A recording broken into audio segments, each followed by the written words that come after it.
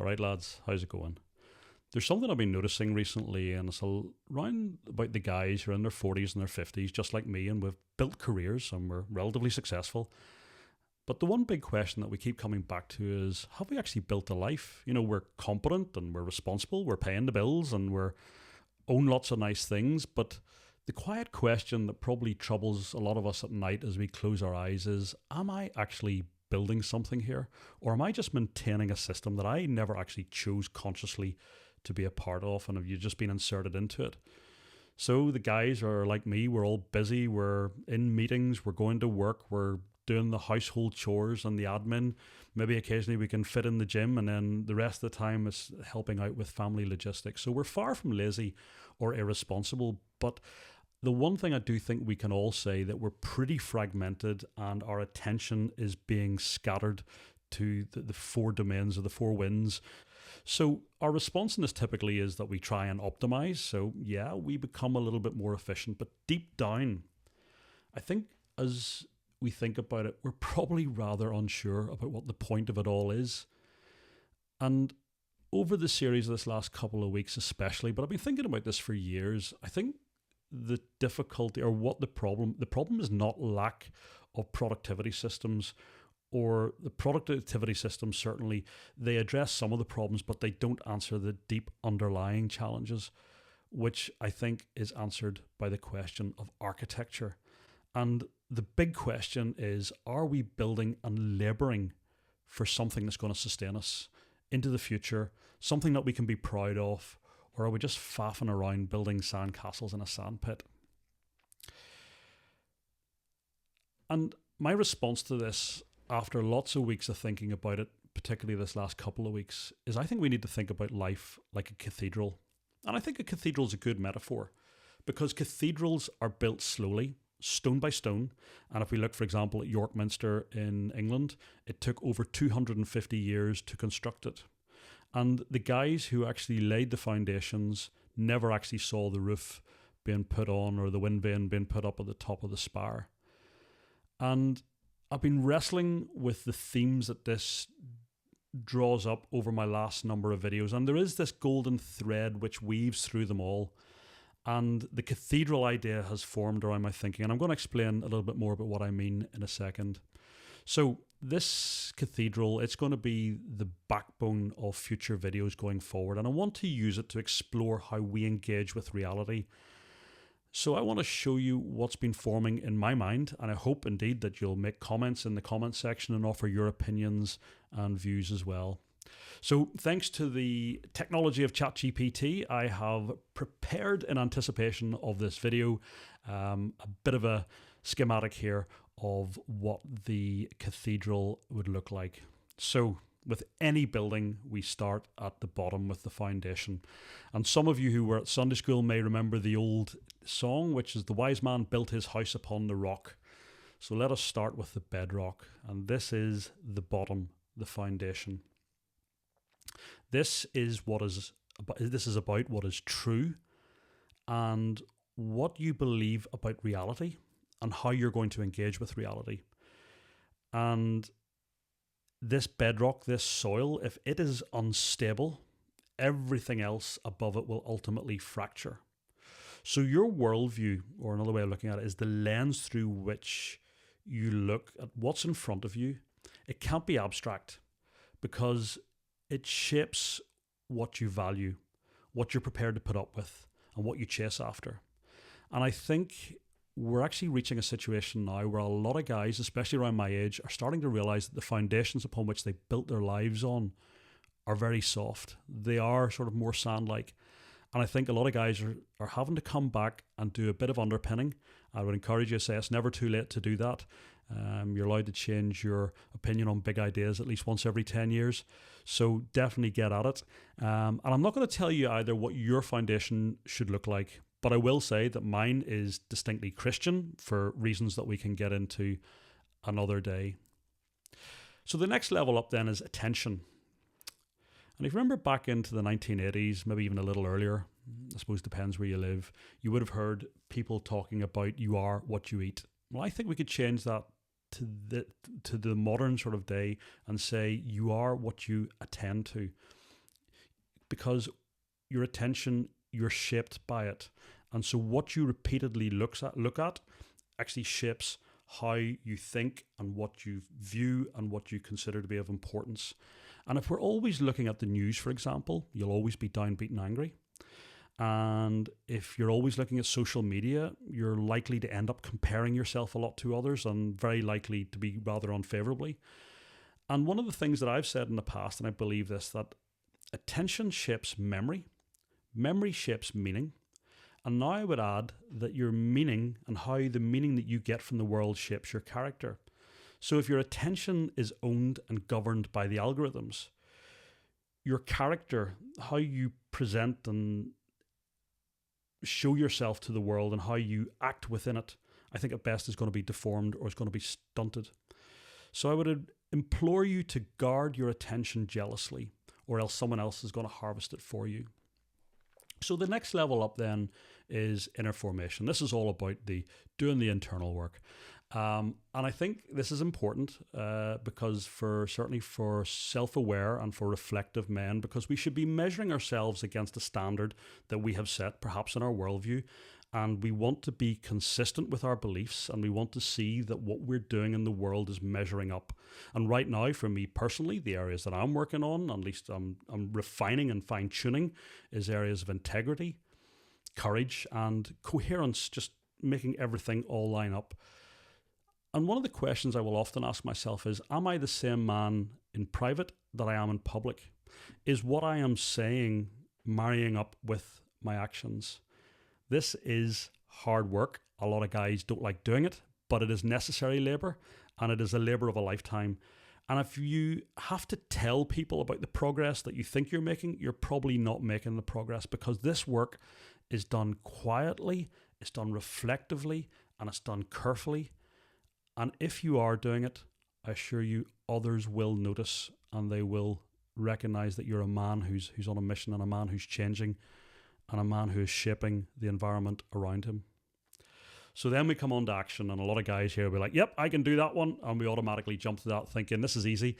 And I think we can do that, and I think it's what we're good at, but we need to be doing it in a coordinated fashion and focused in the right direction. So many of us are kind of making great progress, but we're hacking in the wrong direction.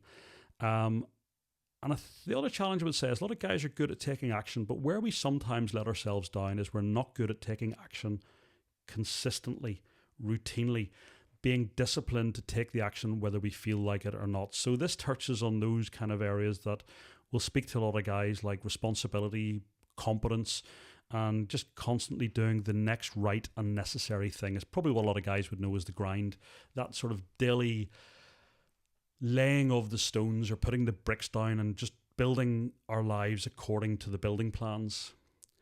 And often whenever you think about it, whenever you imagine this cathedral, whenever you're up close, you can't actually see necessarily what you're building. You can only see what's in front of you. Certainly if you're up at the spire, you don't see the spire being built, but you look and you say, that's a long way down. But the people on the ground, your family, those that are interested will look up and see that you're making progress. So it's always about action, getting into action and acting in the right direction, doing the next right and necessary thing. Then we come on to rhythm. And I think this is an interesting one, because if we look at, say, the book of Ecclesiastes, chapter 3, you'll know there's even songs about it. There is a season for everything and a time for everything under the sun. And we need to labour according to the seasons that we are in.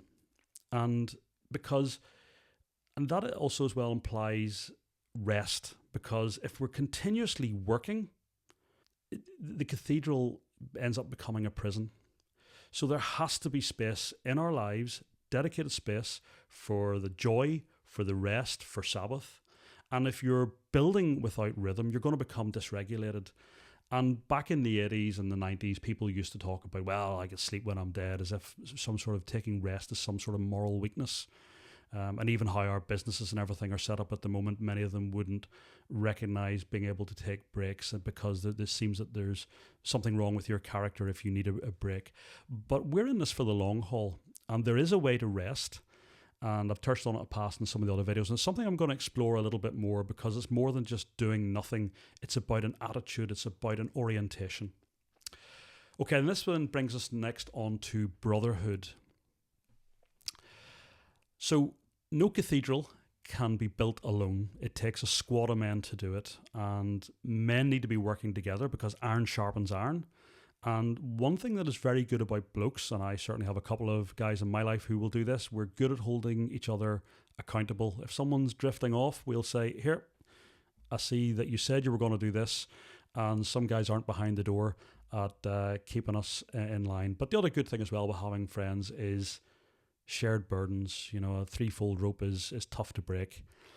Because if we're alone, like if you imagine if you're a pack of wolves and you're the lone guy at the back, you can get picked off. And also as well, if you're alone, you can tend to drift in directions that get you into trouble. And we'll touch on that in a minute.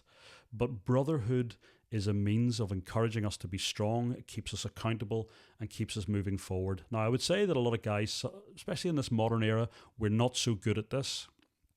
I would say there was a point several years ago when I could count the numbers of my friends on the fingers of a badly mutilated hand. But I'm getting better, and I pulled in 4 or 5 fellas into my orbit, each one of them a different character, and they bring value to my life, and I hope that I bring some to theirs. And here's an interesting fact. Did you know that 15% of American men don't have a single close friend? This just feels so wrong to me. In fact, it actually really hurts me. And this is the topic that I want to return back to at a later stage because I just have that intuitive sense of how important friendship and brotherhood is and that we're just not getting enough of it. So then as we keep going up here as well, I want to touch on this element of resistance. Now, I think another way of looking at resistance would be self-discipline or self-mastery. And we talked there earlier about guys can drift. And one of the important things I think for any man is to be disciplined enough to not drift, to stay focused on the target. And especially whenever you get into your 40s and your 50s, maybe you're a little bit more financially better off. You may be tempted to sit back and say, I can take things a little bit easier now, but that's where the dragons lie. That's where there's many dangers. There's a lot of guys who have made a couple of really foolish decisions in midlife, and it's completely crashed the ship against the rocks, and it's destroyed them. So you've just got to be careful. But one of the key things as well about drifting, and this is all part of the mindset, is we've got to moderate our consumption, or at least be very careful what we're consuming. Because the system itself, as geared up as it is, it wants us to be a consumer. But I want us to find ways to allow us to escape, to get that escape velocity out of the system, and to live extraordinary lives, to live lives that are different, to be men of character. And I want us to have a sword in one hand for defense and a trowel in the other, which suggests that we're building. So it's really time that we unplug as far as we're able to from this system. But the trouble is, if you give in to the siren call that you're hearing to constantly be consuming, you're going to die with your music still in you. And that is something that I really don't want for any man. And then finally now we reach the top, and this is all about legacy. And let us leave an inheritance for our children's children. And this isn't even about money. I look back at my grandfather, and he is still, as I think back, one of the most formative influences on my life. And what he taught me still stands today.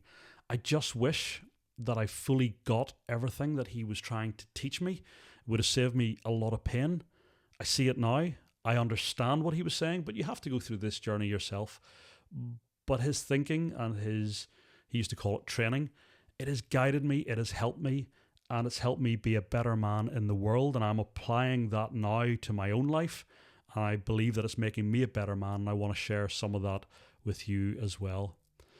Because the other question then as well that it still sticks with me is, what is going to be left whenever you're gone? And some people are quite blasé about it, but I care very much about what is left behind me whenever I'm gone. Yeah, sure, I'm not going to be here to enjoy it, but I want to leave the world in surplus. I've always said that.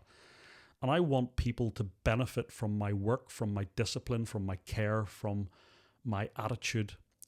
And I want to leave something that strengthens others. I want my children to have inherited common sense and a great attitude for life. And I want my presence to have added weight and stability to the home. For when we look at cathedrals, they have absolutely outlived the builders. Some of these cathedrals are 900, 1,000 years old, and cathedrals point up. And that's the point. So if you like what we're doing here, I'd really appreciate it if you'd subscribe and give me a like, and really, particularly with this topic, your comments are most welcome. So this is going to be the bones of the channel as I've been exploring and I've been thinking and crafting about what we're going to be talking about it. And my aim is to keep putting meat on this weekly, because I really want to help men live responsible, meaning-filled lives. That's so important to me. So looking forward to catching you on the next video. All the best.